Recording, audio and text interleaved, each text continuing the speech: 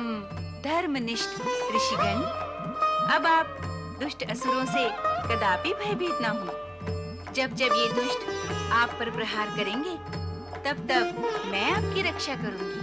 शक्ति स्वरूपिणी महादेवी कौशिकी की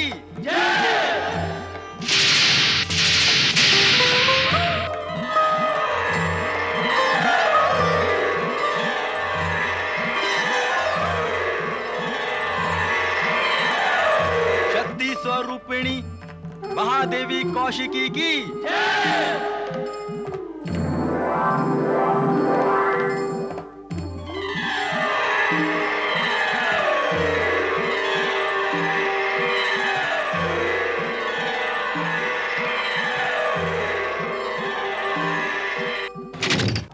देवराज, अब तो आपने देवी कौशिकी का महालय देख ही लिया। देवर्षि, देवी के दर्शन करके हम धन्य हुए। अब हम उनसे निवेदन करेंगे कि शुंभ निशुंभ का संहार करके शीघ्र ही हमें हमारे स्वर्ग की प्राप्ति करवाएं। नारायण नारायण। स्वर्ग की प्राप्ति इतनी सरलता से नहीं होती देवराज, उसके लिए कठोर तपस्या करनी पड़ती है। स्वर्गाधिपति दैत्यराज शुंभ निशुंभ की जय। स्वर्गाधिपति दैत्यराज शुंभ निशुंभ की जय। स्वर्गाधिपति दैत्यराज शुंभ निशुंभ की जय। स्वर्गाधिपति दैत्यराज शुंभ निशुंभ की जय। स्वर्ग की सुविख्यात अप्सराओं, नृत्य कर हमारा मनोरंजन करो।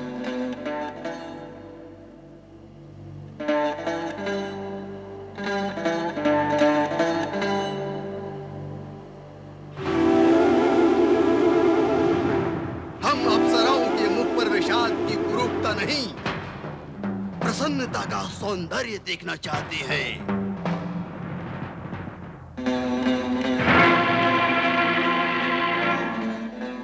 भैया, मैंने पहले ही आपसे कहा था कि ये अप्सराएं कभी भी हमारे सामने प्रसन्नता पूर्वक सुंदर नृत्य नहीं करेंगी।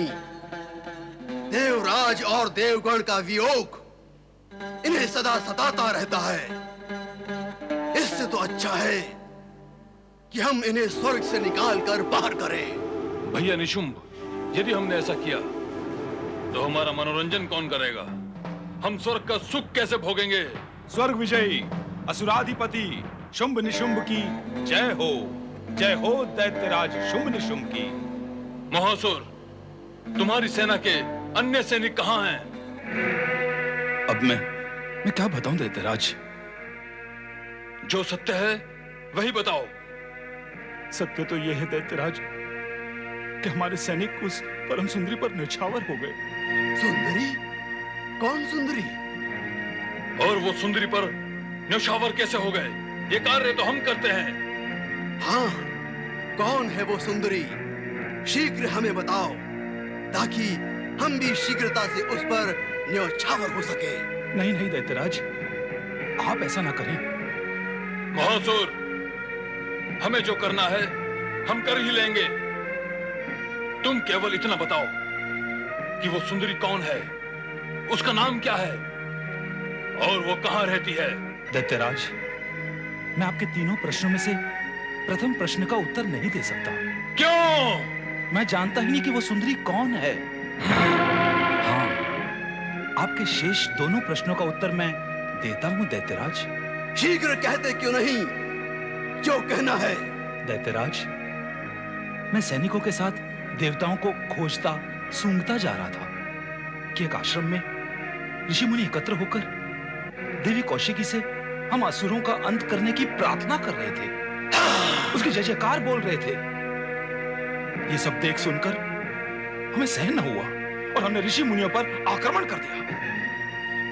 वहीं देवी कौशिकी प्रकट हो गई और हमारे सारे सैनिकों का वध कर डाला। क्या? उस स्त्री ने हमारे असुर सैनिकों का वध कर दिया? उसे केवल स्त्री न कहें दैत्यराज, वह तो 16 श्रृंगार से पूर्ण परम सुंदरी थी। ऐसी सौंदर्यमय, रूपवती और लावण्यमय रूप सी विधाता ने भी इससे पूर्व ऐसी सुंदरी कभी नहीं बनाई होगी और भविष्य में बनाएंगे भी नहीं। पर तुमने तो अभी अभी कहा कि सैनिक उस सुंदरी पर न्यौछावर हो गए। वही हुआ सुराज, वही हुआ। हमारे सैनिक प्रहार करना भूलकर उस सुंदरी का सौंदर्य देखने लगे, किंतु उसने दोनों हाथों से खड़ग चलाकर रूप का रसपान करते हमारे सैनिकों को घास और पत्तों की भांति काट ही डाला। यदि हमारे सैनिक उस सुंदरी के रूप का रसपान न करते तो आज मारे भी न जाते। इसीलिए तो कहता हूं कि वे उस रूपसी के रूप पर न्यौछावर हो गए।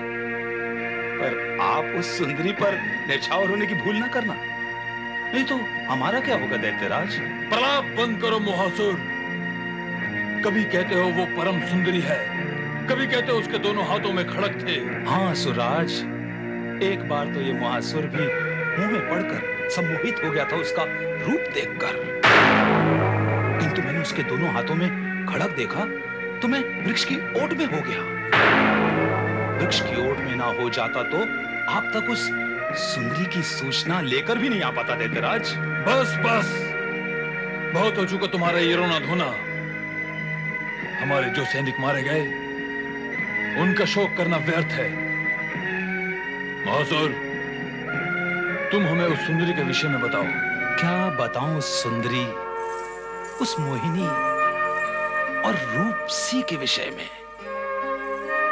यदि सहस्त्र अप्सराओं को, नहीं नहीं नहीं, सहस्त्र नहीं, हाँ, एक लक्ष्य, नहीं, लक्ष्य भी नहीं, कोटि अप्सराओं के सौंदर्य को निचोड़ने के बाद जो सौंदर्य बनेगा वो भी देवी कौशिकी के सौंदर्य से कम ही होगा।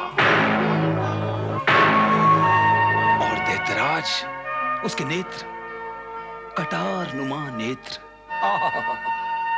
ऐसा लगता था देखकर कि विधाता ने वह देखने के लिए नहीं, सम्मोहन करने के लिए बनाए हैं। और विधाता को ऐसे नेत्र बनाने में युग के युग लग गए होंगे। ऐसे सुंदर और आकर्षक नेत्र थे उस मां सुंदरी कौशिकी के। आगे कहो मोहासुर, आगे कहो। कहना तो बहुत कुछ चाह रहा हूं दैत्यराज, और कहने को बहुत कुछ है भी, किंतु शब्द ही नहीं मिले। जितने मिले हैं उन्हीं शब्दों के आधार पर एक रहस्यमय बात बता रहा हूं उस सुंदरी के बारे में। उसकी नासिका देखकर शुक्राज भी लज्जा जाए। ऐसी गोल घुमावदार नासिका है, ऐसा लगता है जैसे समतल भूमि में कोई पर्वत शिखर उठाए खड़ा है। तुम रुक क्यों जाते हो बार बार मोहासुर? शब्दों की कमी के कारण दैत्यराज, शब्दों की कमी के कारण मेरा मन तो रुकना ही नहीं चाहता, किंतु मेरी वाणी रुक जाती है शब्दों की कमी के कारण। हाँ तो दैत्यराज, मैं कह रहा था कि उस सुंदर कौशिकी का ललाट ऐसा दमकता था जैसे काली घटा के नीचे कोई समतल भूखंड दमकता हो। उसकी केश राशि देखकर अमावस्या का भ्रम होता था। उसकी दंत पंक्ति देखकर तो ऐसा लगता था जैसे मेघों के बीच में दामिनी दमकती हो। उसकी बाहें जैसे कमल नाल, वाह, उसकी चाल जैसे हंस की चाल। दैत्यराज,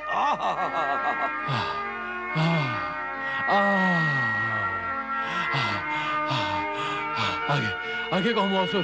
तुम तो कह रहे थे शब्द है ही नहीं तुम्हारे पास। तुमने तो शब्दों से उस सुंदरी का चित्र ही बना डाला मोहासुर। ये सब तो आपकी कृपा से संभव हुआ है दैत्यराज। मेरे शब्दों में आपने उस सुंदरी का चित्र देख लिया। मेरा परिश्रम सफल हो गया दैत्यराज। दैत्यराज शुंभ निशुंभ सेनापति मोहासुर के मुख से कौशिकी के रूप का सजीव वर्णन सुनकर अट्टहास करते हैं। कौशिकी के रूप का वर्णन सुनकर सभी सम्मोहित हो जाते हैं। दूसरी ओर दैत्य गुरु शुक्राचार्य शुंभ निशुंभ की सुरक्षा के लिए महायज्ञ कर रहे हैं। वो शक्तियों का आवाहन करते हैं। दैत्य शक्ति विजय भव। दैत्य शक्ति विजय भव।